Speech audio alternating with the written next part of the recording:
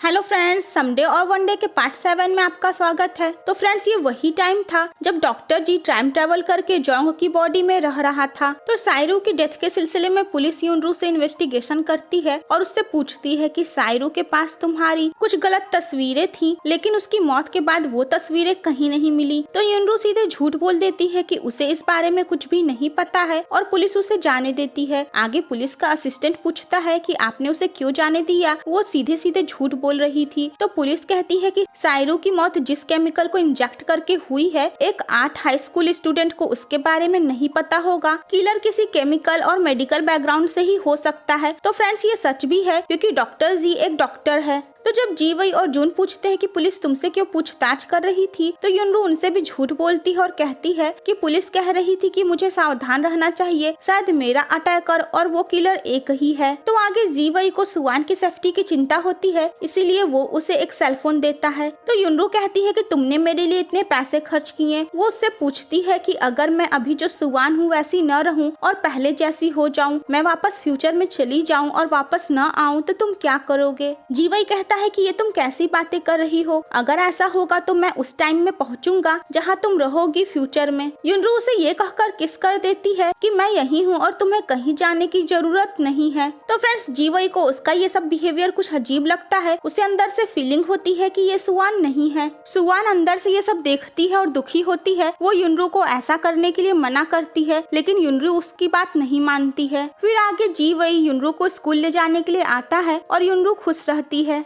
इधर जुन भी ये नोटिस करता है कि युनरू का चाल चलन अब पहले जैसी ही युनरू की तरह हो गया है। तो आगे युनरू जीवई के साथ स्कूल से भागकर बीच पे जाती है और वहाँ पे उसके साथ हैप्पी टाइम स्पेंड करती है। तो युनरू को सुवान की तरह जीने में बहुत प्रॉब्लम होती है। वो हर समय यही सोचती है कि अगर सुवान मेरी जगह होती तो क्या करती, कैसे हंसती, क्या जवाब देती। सुवान कहती है कि तुम ये जो कर रही हो गलत कर रही हो, तुम मेरा नाटक करके जीवई को धोखा दे रही हो, तुम बाकी सब लोगों से भी झूठ बोल रही हो। तुम्हें पता है कि डॉक्टर जी की वजह से तुम्हारी, फिर जून की और फिर जीवई की सबकी जान जाएगी। तुम्हें तो जून और जीवई से बात करके इस प्रॉब्लम का सलूशन निकालना चाहिए। युनरू जानबूझकर डायरी में लिख देती है कि जीवई सेंग है और उसके बाद वो सुवान से कहती है डोंट वरी, मैं अपने आप को इतनी आसानी से मरने नहीं दूंगी, फिर जो कुछ भी हुआ है वो नहीं होगा। तो आगे युनरू दोनों दोस्तों के साथ हैप्पी टाइम स्पेंड करती है और साथ में न्यू ईयर भी सेलिब्रेट करती है। वो जीवई के साथ सनराइज भी देखती है। तो जीवई को कुछ न कुछ अजीब लगता है। आगे वो दोनों फोटो लेने जाते हैं तो वो देखता है कि युनरू की हैंड राइटिंग सुवान से अलग है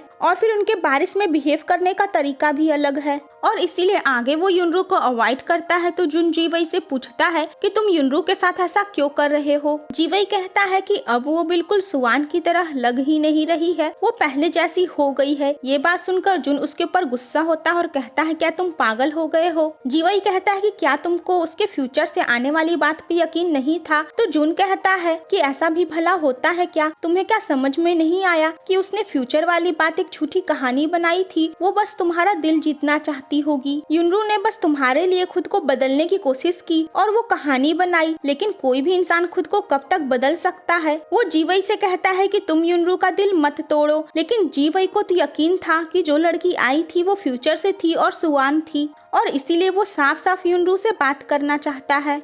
और वहीं युनरू भी उन दोनों की ये सारी बातचीत सुन ली थी। तो आगे युनरू स्टोर पे डॉक्टर जी को देखकर घबरा जाती है और जब वो अपने घर जाने के लिए निकलती है तो वो उसका पीछा करता है। वो बहुत डर गई रहती है। वो जीवई को देखते ही उसे गले लगा लेती है। तो आगे फाइनली जीवई उससे साफ साफ पूछ लेता है कि तुम युनरू हो या सुवान हो। वो उन दोनों की अलग अलग हैंड राइटिंग्स भी उसे दिखाता है। तो युनरू जान चुकी थी कि अब उसका सच सामने आ ही गया है। जीवई युनरू से पूछता है कि तुम क्या बता सकती हो कि सुवान कहाँ चली गई और मैं उससे कब मिल पाऊंगा? मैं ऐसा क्या करूँ? क्या वो कभी वापस आएगी? युनरू का भी दिल टूट जाता है, इसीलिए वो जीवई से झूठ बोल देती है कि सुवान नाम की कोई लड़की ही नहीं थी, वही एक नाटक कर रही थी उसका दिल जीतने के लिए। तो अगली सुबह युनरू का भाई उससे कहता है कि तुम अचानक ये पहले जैसी कैसे हो गई? तो वो पूछती है कि क्या मैं पहले अच्छी नहीं थी? तो वो कहता है हाँ, पहले तुम हेटफुल थी, लेकिन फिर तुम कितनी अच्छी हो गई और मैं तुम्हें पसंद करने लगा था। वो दुखी होती है। फिर स्कूल जाती है तो उसकी फ्रेंड्स भी कहती है कि आजकल तुम्हें क्या हो गया है, तुम कितनी अच्छी हो गई थी, कितनी मजेदार थी। वो पूछती है कि क्या मैं पहले अच्छी नहीं थी, तो वो सब भी कहती है हाँ पहले तुम कितनी अजीब थी, लेकिन बाद में तुम्हारे साथ घूमना फिरना कितना मजेदार था। वो कहती है कि तुम पहले की तरह हेटफुल मत बन जाना। वो कहती है सही कहा तुमने, मुझे भी अपने आप से ही नफरत है। इधर जुन जीवई से कहता है कि तुम युनरो को माफ कब करोगे। जीवई कहता है कि मैं उससे गुस्सा ही नहीं हूँ। जीवई कहता है कि जब उसने कहा कि सुवान के फ्यूचर से आने वाली बात सिर्फ एक झूठी कहानी थी, तो मैंने उससे ये नहीं पूछा कि तुमने ऐसा क्यों किया, बल्कि मैंने उससे ये कहा कि मैं सुवान से फिर से कैसे मिल सकता हूँ। जुन को उसके ऊपर गुस्सा आ जाता है तो जीवई रोते हुए कहता है कि मैं जानता हूँ सुवान एक झूठ है और सच नहीं है, फिर भी मैं हमेशा उसे ही मिस करता हूँ। वो पियानो बजाते हुए रोता है। युनरू जीवई से मिलने आती है, लेकिन जीवई उससे बात नहीं करता है और वहाँ से चला जाता है, तो युनरू और भी ज्यादा दुखी हो जाती है। तो फ्रेंड्स, युनरू सुवान बनकर खुशियाँ पाने की कोशिश कर रही थी, लेकिन उसके आसपास के लोगों को समझ में आने लगा क्योंकि सुवान और युनरू तो अलग अलग तरह के थे, और इसी वजह से युनरू के लिए लोगों का नजरिया और ज्यादा बदल गया। क्योंकि वो युनरू ही थी, लेकिन उसकी बॉडी में कुछ दिन के लिए सुवान आ गई, तो उसके बाद लोग सुवान को युनरू से अच्छा कहने लगे और युनरू को और भी ज्यादा बुरा। तो इसलिए युनरू और भी ज्यादा डिप्रेशन में हो गई,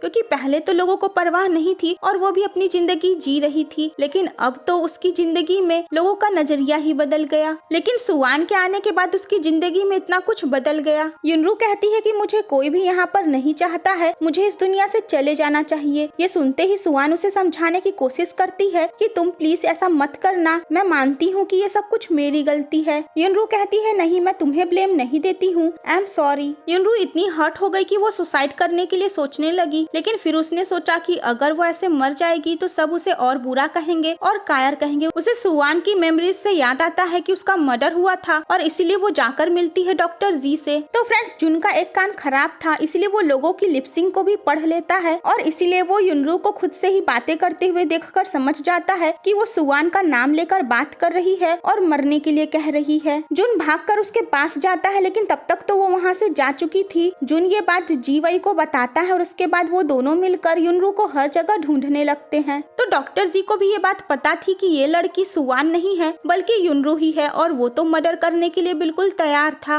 और युनरू डॉक्टर जी के साथ उसी बिल्डिंग में थी जहाँ वो मरने वाली थी। तो डॉक्टर जी उसे इंजेक्ट करके मारने ही जाता है, लेकिन फ्रेंड्स ये वही टाइम था जब फ्यूचर में पुलिस ने डॉक्टर जी को अरेस्ट कर लिया था और इसीलिए डॉक्टर जी वापस टाइम ट्रेवल करके अपने ओरिजिनल टाइम में पहुँच गया था। इधर पास्ट में जोंग फ्री हो गया तो वो वहाँ से भाग निकला। तो युनरू सुसाइड करने के लिए सोचने लगी, लेकिन तभी वहाँ पर जुन पहुँच गया और उसे ऐसा करने से रोकने लगा। युनरू कही कि तुमने कहा था तुम मुझे लाइक करते हो और मेरे लिए सब कुछ करने के लिए तैयार हो, तो मैं इस समय मरना चाहती हूँ। वो कहती है तुम मुझे मार डालो। सुवान भी उसे समझाने की कोशिश करती है कि तुम ऐसा मत करो, तुम बस थोड़ी सी कोशिश करो, सब ठीक हो जाएगा। ये सुनकर युनरू और भी दुखी हो जाती है। वो कहती है कि तुम्हें तो बिना मांगे ही सब कुछ मिल जाता है, तो सुवान तुम मेरी फीलिंग्स क्या समझोगी। मेरी इस दुनिया में किसी को भी जरूरत नहीं है, कोई भी मुझसे प्यार नहीं करता है। जुन कहता है कि मुझे तुम्हारी जरूरत है, मैं तुमसे प्यार करता हूँ, तुम मुझे मौका दो, मैं तुम्हें खुश रखने की पूरी कोशिश करूंगा। युनरू कहती है कि तुम मुझसे प्यार नहीं करते, बस मुझे बचाना चाहते हो। वो वहाँ से कूदकर सुसाइड कर लेती है और जुन उसे नहीं बचा पाता है। और फ्रेंड्स, इसी तरीके से जुन के ऊपर युनरू के मर्डर का इल्जाम लग गया था और जीवई भी कुछ नहीं कर पाया था। तो फ्रेंड्स, इसका लास्ट पार्ट देखना मत भूलिएगा।